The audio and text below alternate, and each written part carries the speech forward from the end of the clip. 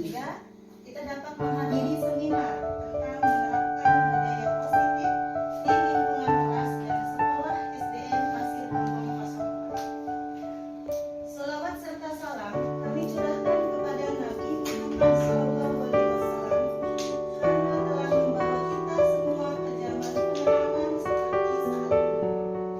Bapak Ibu yang saya hormati, berdoa mulai.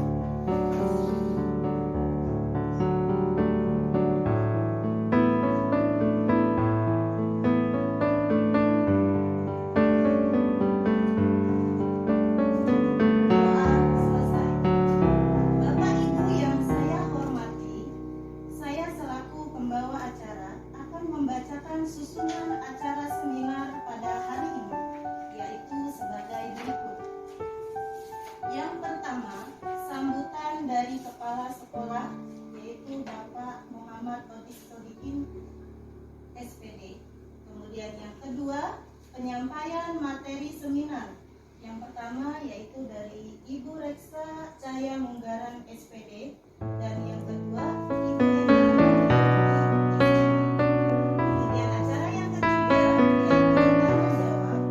Dan yang keempat adalah yang akan disampaikan bersama Bu Mestaro, SPD.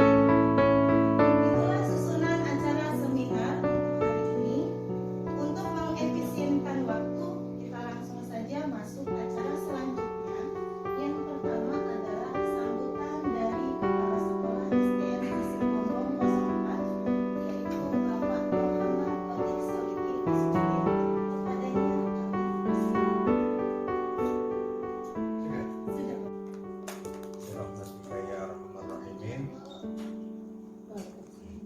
Bapak Ibu sekalian yang dirahmati Allah, semoga kita selalu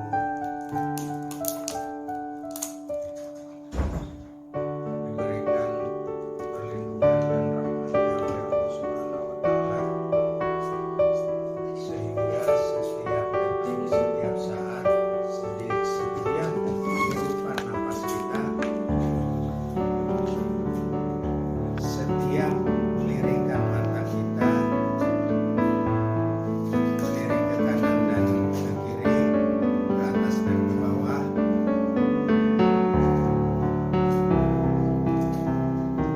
selalu sadar betul bahwa kita itu dalam liputan Allah Subhanahu wa Ta'ala. Yang dimaksud liputan Allah Subhanahu wa Ta'ala adalah kita sadar betul bahwa kita dibisakan duduk di sini, dibisakan melihat oleh Allah, dibisakan mendengar, itu atas izin dan bukan atas kemampuan kita. Karena kalau kita mengakui bahwa kita bisa melihat, bisa mendengar, itu sudah mulai musyrik pada diri kita. Jadi kita belajar setiap saat sadar betul bahwa peran Allah setiap saat selalu meliputi kita dengan skenario-nya yang sangat indah. Dari mulai kita tidak ada menjadi ada di muka bumi ini, dan nanti kita tidak ada lagi, dan nanti diadakan lagi oleh Allah. Semoga acara hari ini bernilai ibadah. Selain kita berzikir mungkin dengan cara zahar, dengan cara kuat, dengan cara didengar oleh kuping zohir kita, kita zikir hobi juga, zikir kolbu yang orang lain nggak ada yang tahu, hanya kita dan Allah yang tahu.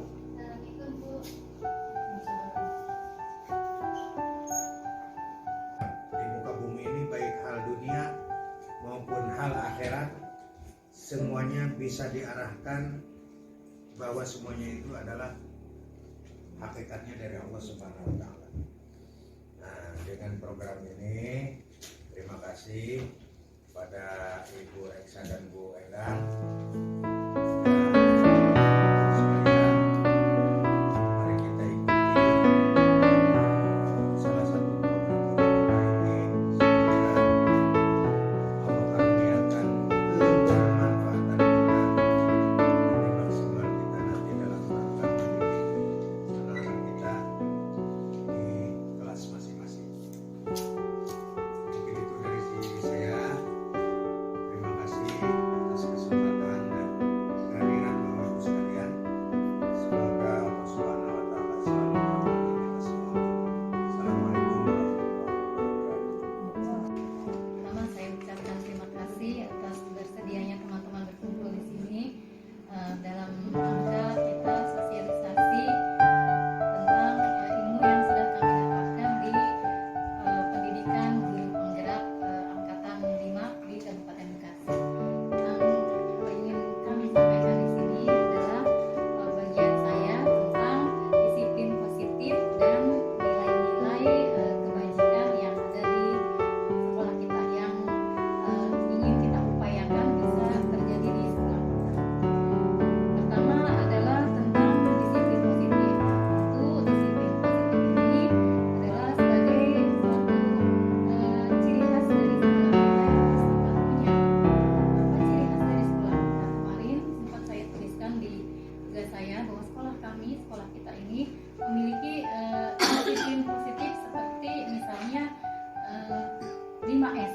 Mungkin teman-teman sudah mulai kita sudah mulai kendor 5S kita, senyum, salam, sapa, sopan santun. Kita terapkan lagi kepada putra-putri kita, di mana bahwa setiap guru yang ada di sekolah ini adalah guru-guru mereka, mulai dari kelas 1 sampai kelas 6. Walaupun mereka masih di kelas 1, kelas 2, Endang misalnya, kelas 3 misalnya, Iros dan seterusnya. Jadi setiap guru-guru yang berada di sekolah ini sampaikan kepada mereka bahwa kita harus menjaga sopan santun. Senyum, salam, sapa, sopan dan santun itu tentunya bisa murid-murid kita dapatkan dari contoh yang mereka lihat dari kita. Murid-murid bisa melihat contoh langsung dari kita. Figur mereka yang mereka lihat dari kita adalah cerminan bagaimana murid-murid kita ke depannya. Gitu.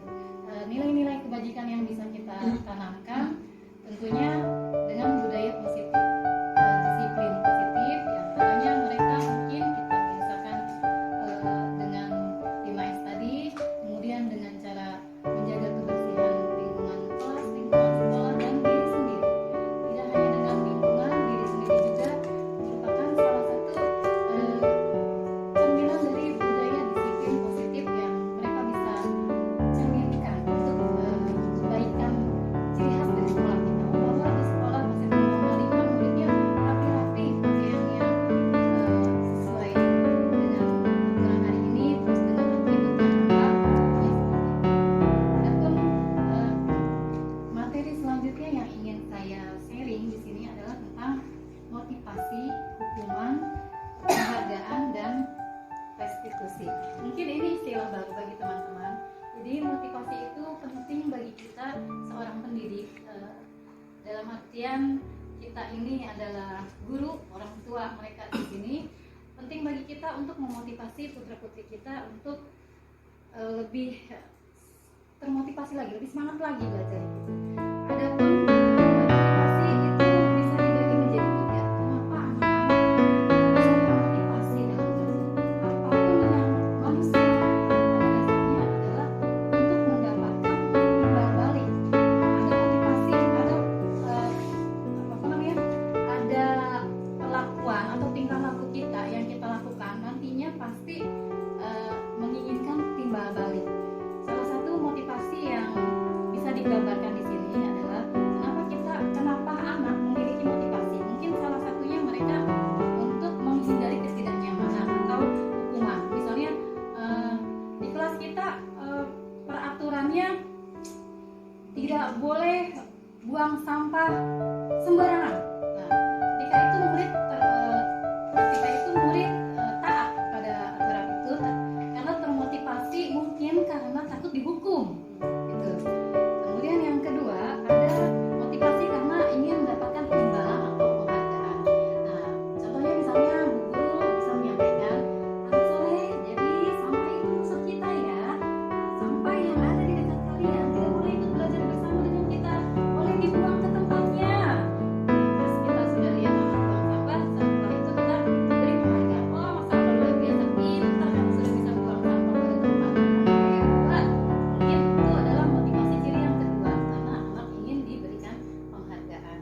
Kemudian yang ketiga adalah motivasi yang terbaik yang harus kita tanamkan kepada putra-putri kita. Itu motivasi yang membuat mereka ingin menjadi lebih baik supaya mereka bisa menghargai diri sendiri. Dengan cara kita buat mereka yakin bahwa setelah kita sampaikan bahwa sampah itu musuh kita, kemudian buanglah sampah pada tempatnya, tidak ada sampah ketika kita belajar. Setelah kita jelaskan itu, nanti anak-anak kita harapkan tertanam di alam bawah sadar mereka bahwa sampah harus diperingati oleh siapapun di sekitarnya. Dia langsung refleks buang sampah ke tempatnya karena dia tahu bahwa sampah itu merugikan, khususnya sampah-sampah yang kotor. Kecuali mungkin nanti dalam tema daur ulang beda cerita ya teman-teman, kurang lebih seperti itu. Selanjutnya materi yang ingin kami sharing juga adalah tentang keyakinan kelas. Jadi keyakinan kelas yang kami pelajari adalah tentang hal, tadinya ini bahasanya kesepakatan kelas, tapi di sini menjadi keyakinan kelas karena sudah dibuat sedemikian rupa supaya anak merasa yakin bahwa yang nantinya mereka sepakati itu adalah keyakinan kelas. Contohnya begini, waktu pertama saya masuk kelas 4, saya membuat keyakinan kelas. Saya bilang ke anak-anak, ini kelas kita, apa yang kita inginkan dari kelas kita. Masing-masing dari kalian boleh menuliskan atau menyebutkan apa yang ingin kalian terapkan di kelas kita. Aturan-aturan seperti apa yang ingin kalian terapkan di kelas kita. Salah satu dari mereka misalnya menunjukkan, ini Bu, kita bikin aturan Bu, kalau mau ke WC harus nyamperin bu guru dulu, izin dulu. Oke, kita catat keyakinan kelas itu, kita simpan misalnya di papan tulis dulu, atau mereka boleh kita kasih selembaran. Selanjutnya kita membuat restitusi atau sebuah keyakinan dalam bentuk restitusi, di mana restitusi itu adalah sebuah proses untuk menciptakan kondisi bagi murid yang lebih baik. Mereka tahu di mana letak kesalahan mereka dan bagaimana cara memperbaikinya. Kalau tadi mereka sudah bikin keyakinan kelas, pas keluar masuk kelas harus bikin buku, ternyata ada yang lupa misalnya, tiba-tiba mau pipis kebelet keluar nggak diisi, itu kita yakini bahwa itu sebuah kekeliruan. Jadi harus kita luruskan dengan cara bukan dengan menghukum, tapi kita panggil si pelaku dengan cara mengingatkan bahwa kita pernah membuat keyakinan kelas. Saat kita keluar kelas, kita harus izin terlebih dahulu. Tadi ada apa yang izin, kira-kira apa yang harus kita lakukan pada anak tersebut. Hukuman itu terbagi menjadi beberapa bagian. Jadi tidak serta-merta kita menghukum anak. Sebelum kita menghukum, kita harus pastikan ada konsekuensi sebelum ada hukuman. Konsekuensi itu juga berdasarkan kesepakatan. Jadi konsekuensi itu lebih ke misalnya nanti kalau kalian keluar kelas nggak izin bu guru, konsekuensinya kalian harus nikatin WC misalnya gitu. Nah, itu konsekuensi yang disepakati, itu namanya konsekuensi. Kalau tadi restitusi itu mungkin istilah baru bagi teman-teman. Jadi restitusi itu adalah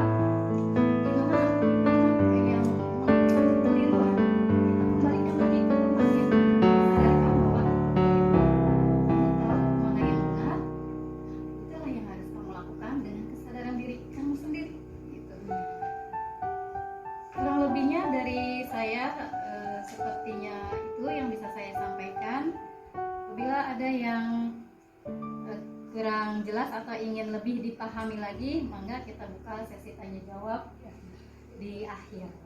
Selanjutnya nanti season kedua kita serahkan lagi kepada moderator. Dari saya cukupkan. Terima kasih.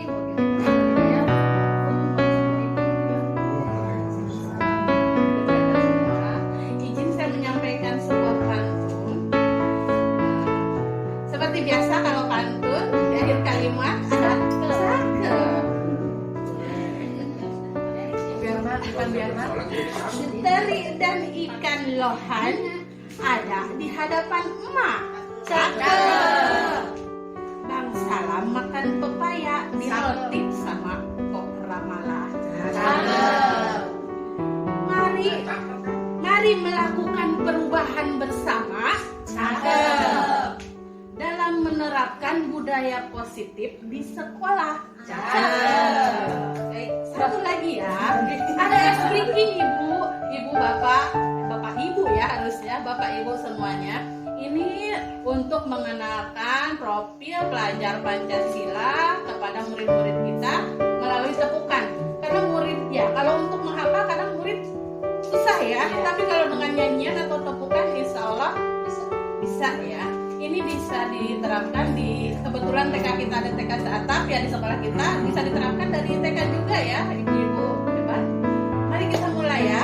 Tepuk profil pelajar Pancasila, berakhlak mulia, berkebinekaan, mandiri, benaral kritis, gotong royong, kreatif, siap belajar Pancasila, merdeka belajar.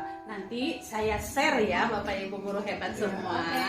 Ya, untuk diterapkan di kelas masing-masing. Boleh juga dengan lagu materi yang telah disampaikan oleh Ibu Reksa tadi. Di sini ada video. Kebetulan saya telah mencoba menerapkan restitusi di kelas saya ya, kelas 1A. Silahkan disimak kurang lebih 5 menit. Motivasi untuk melakukan sesuatu ya. Tanpa disadari kita pun seperti itu. Jadi usaha atau upaya untuk mendapatkan sesuatu itu dengan segala daya akan dilakukan gitu ya. Untuk memenuhi kebutuhan. Di sini ada 5 kebutuhan dasar manusia yang akan saya sampaikan. Jadi yang pertama adalah kebutuhan untuk bertahan hidup. Kebutuhan bertahan hidup itu meliputi 2. Ada kebutuhan biologis dan ada kebutuhan fisiologis. Kebutuhan biologis mencakup rumah, kesehatan, makanan, ya dan lain sebagainya. Dan kebutuhan fisiologis itu mencakup kesenangan, kebahagiaan, kebebasan, ya. Nah, jika semua itu terpenuhi, insya Allah anak kita, karena kita di sini sedang menerapkan kepada anak didik kita ya, insya Allah anak didik kita akan mencapai yang namanya merdeka belajar, karena dia telah terpenuhi semua kebutuhannya ya. Tetapi kalau anak yang tidak terpenuhi, akan ada sesuatu dalam dirinya. Seperti contoh video kecil tadi gitu ya. Saat dia bosan, saat dia tidak diperhatikan, ada. Diane Glosson dalam bukunya Restitution, Restruction, School Discipline pada tahun 1998 mengemukakan seorang guru perlu meninjau kembali apakah penerapan disiplin di ruang kelasnya sudah memerdekakan murid, sudah efektif, sudah memberi kebebasan kepada murid. Maka dengan riset teori kontrol tersebut, Glosson menyatakan ada 5 posisi kontrol seorang guru. Pertama, posisi kontrol sebagai penghukum. Penghukum biasanya memberikan hukuman fisik maupun hukuman verbal. Hukuman fisik dengan cara meminta murid berdiri di depan kelas atau meminta murid untuk berlari mengelilingi lapangan atau bahkan menjemur murid di lapangan. Dan hukuman verbal biasanya dengan memarahi murid dengan gestur tubuh yang melotot. Kedua adalah posisi kontrol sebagai pembuat rasa bersalah. Dalam posisi kontrol ini biasanya akan berbicara dengan nada menciptakan keheningan sehingga orang yang diajak bicara akan merasa tidak nyaman dan pada akhirnya akan merasa bersalah. Biasanya seorang guru dengan posisi kontrol pembuat rasa bersalah akan bertanya kepada muridnya dengan kalimat seperti ini. Coba, kalau orang tua kamu tahu kamu berbuat seperti ini bagaimana? Ibu sangat kecewa kamu berbuat begini. Yang ketiga, posisi kontrol sebagai teman. Biasanya dia akan berbicara dengan ramah, suara yang lembut, tertawa, bercanda. Posisi kontrol teman ini memiliki dua sisi. Sisi positif dan sisi negatif. Sisi positif tentunya dia tidak akan menyakiti murid. Namun sisi negatifnya adalah dia mungkin akan kehilangan respek dari muridnya. Karena murid merasa bahwa gurunya itu sebagai teman. Yang keempat adalah posisi kontrol sebagai pemantau. Pemantau adalah pengawas, maka ia bertanggung jawab. Keempat adalah posisi kontrol sebagai pemantau. Pemantau adalah pengawas, maka ia akan bertanggung jawab atas perilaku orang yang sedang diawasinya. Biasanya nada bicaranya agak kaku dan bahasa tubuhnya formal. Nada bicaranya datar. Posisi kontrol pemantau ini memperlakukan murid berdasarkan peraturan dan konsekuensi. Biasanya kata yang dilontarkan adalah, apa yang sudah kamu lakukan? Sanksi atau konsekuensi apa yang akan kamu terima? Yang kelima adalah posisi kontrol sebagai manajer. Seorang manajer akan berbicara kepada muridnya dengan nada yang ramah, mendekati murid, tidak kaku. Posisi kontrol manajer ini merupakan posisi pencapaian tertinggi seorang guru. Karena seorang manajer akan mempersilahkan muridnya untuk mempertanggungjawabkan apa yang telah dilakukannya, serta dia akan membantu muridnya untuk mencari solusi atas permasalahan yang tengah dihadapi. Seorang posisi manajer akan menciptakan murid yang mandiri, merdeka, bertanggung jawab, dan mampu menciptakan lingkungan aman di ruang kelasnya, sehingga akan menciptakan budaya positif di sekolahnya. Baik Bapak Guru Ibu hebat semuanya, dari kelima posisi kontrol tersebut, apakah ada yang pernah mengalami salah satu posisi kontrol dari 5 posisi kontrol tersebut? Baik. Nama dari mana? Saya nama Bu Neneng Samsia, ngajar guru kelas 2. Dari tadi. di sini saya mau menanyakan bagaimana caranya untuk mengetahui murid yang kebutuhan dasar hidupnya belum terpenuhi. Ya, terima kasih. Mungkin seperti ini Bu Neneng ya. Pertama hal pertama yang akan kita lakukan adalah dengan pendekatan personal kepada anak tersebut ya. Misalnya ada satu anak yang kita dekati dulu. Kita sebetulnya sedang wawancara atau interview anak tersebut, tapi kita buat seolah itu adalah pembicaraan santai. Jadi siswa tidak akan tahu nih Kak, bahwa dia sedang dikorek-korek informasi oleh kita ya, karena kita melakukan dengan pendekatan personal ya. Jika informasi dengan pendekatan personal belum terpenuhi, maka kita berusaha untuk melakukan pendekatan kepada orang tuanya ya, dan lingkungan sekitarnya ataupun teman-temannya, terus orang-orang di sekitar rumahnya, bisa sampai seperti itu jika memang belum informasinya belum lengkap. Mungkin seperti itu.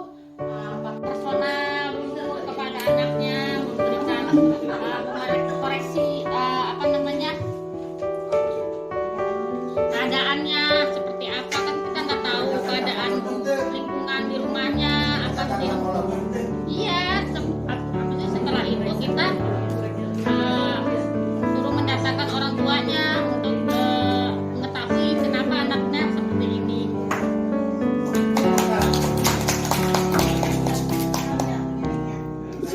Ya, pertanyaan berikutnya dari Bu Dian. Assalamualaikum warahmatullahi wabarakatuh. Waalaikumsalam. Saya Bu Dian Aziza Afianti, kebetulan ngajar kelas 2. Yang ingin saya tanyakan, yang selama tadi saya menyimak, yaitu bagaimana cara menerapkan keyakinan kelas. Terima kasih.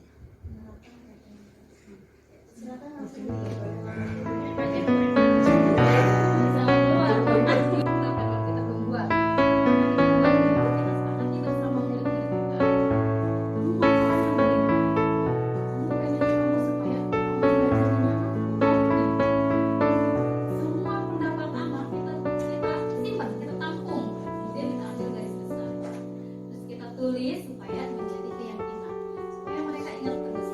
Dulu sebelum masuk kita pernah keyakinan kelas, katanya pengennya begini. Jadi tulis tuh, kalau lupa boleh baca lagi, baca review bagaimana keyakinan kelas kita. Kalau cara menerapkannya setelah itu dibuat, nah itulah yang kita terapkan. Tadi contoh salah satunya masuk kelas misi.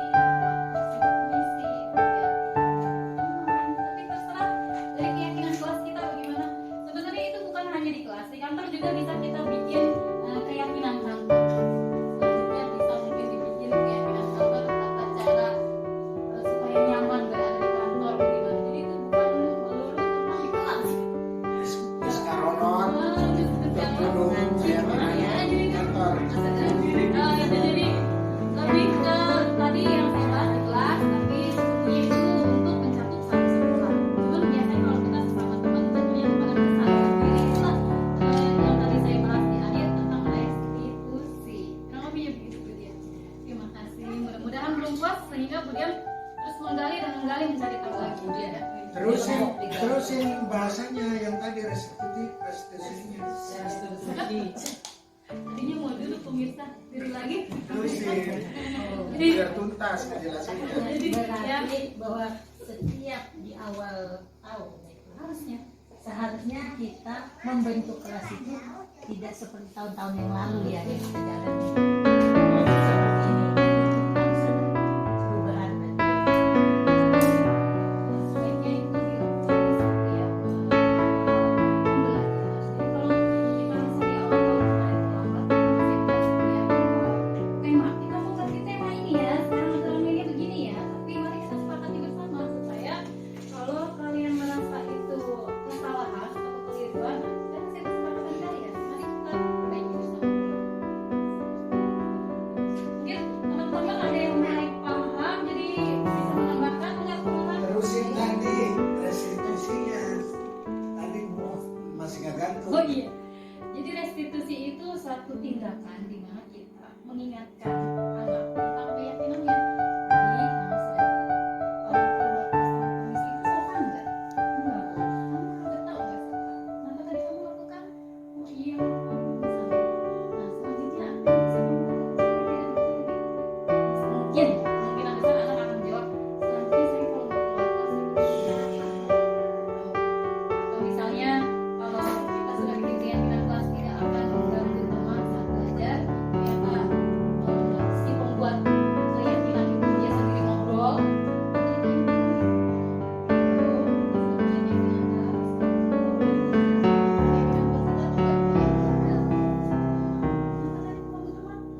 Berikan kesempatan dia menjawab, kemudian kita pancing. Kamu sudah tahu itu salah? Kalau tahu salah, kira-kira bagaimana cara memperbaikinya? Biarkan dia sendiri yang menjawab. Oh iya ya itu salah, harusnya begini, sehingga tertanamlah keyakinan di dalam dirinya. Makanya itu disebut keyakinan kelas yang diambil dari tadinya kesepakatan dulu, kesepakatan kelas, baru jadi keyakinan kelas. Barangkali ada yang mau menambahkan teman-teman dari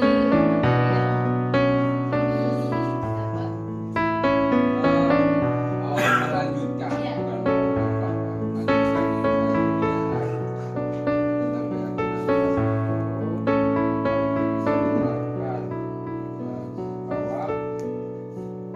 atau hanya dipilih dari kelas tinggi aja, mengingat kelas bawah itu kan anaknya belum mempunyai pendirian belajar.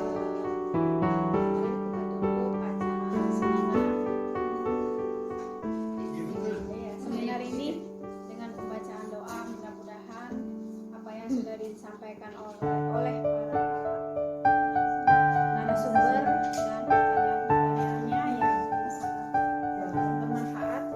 Seminar ini buat saya sangat bermanfaat. Mudah-mudahan memudahkan kita untuk melaksanakan apa-apa yang dipaparkan oleh narasumber tadi.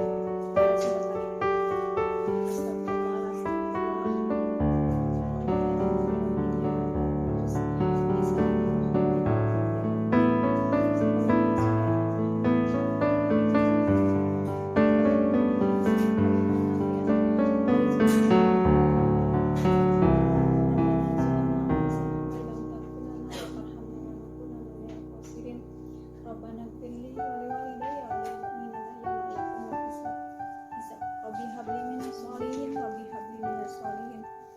Rabbana atina fid dunya hasanah wa fil akhirati hasanah wa qina adzabannar. Subhanaka rabbika rabbil izzati amma yasifun wa salamun alal mursalin walhamdulillahi rabbil alamin. Subhanakallahumma wa bihamdika asyhadu an la ilaha illa anta astaghfiruka wa atubu ilaik.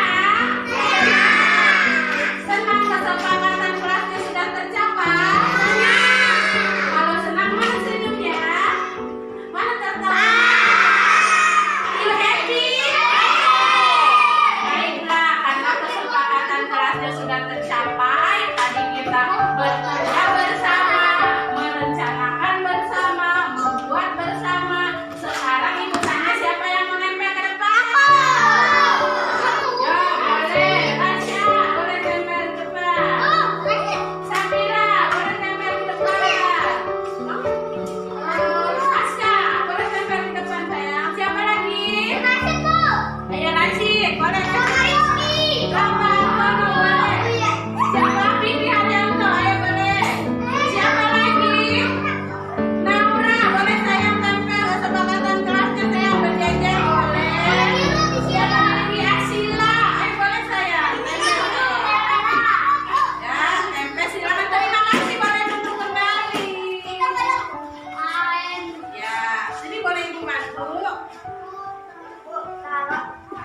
Ya, silakan yang suka duduk. Silakan tempel. Di bawah juga boleh.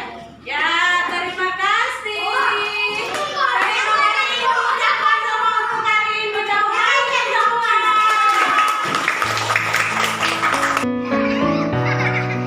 Assalamualaikum warahmatullahi wabarakatuh. Perkenalkan, saya Ibu Yanti. Kebetulan saya mengajar di kelas 2 PTN Asrama Kesabat. Alhamdulillah, selama ini yang saya ketahui bahwa Bu Ena sudah berkolaborasi dan melakukan pendekatan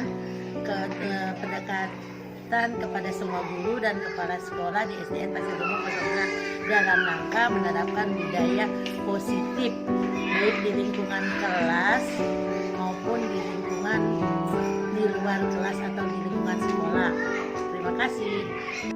Endang sudah membuat kesepakatan kelas dengan Bu Endang. Saya jadi lebih menjawab dan saya akan melaksanakan kesepakatan kelas yang sudah dibuatkan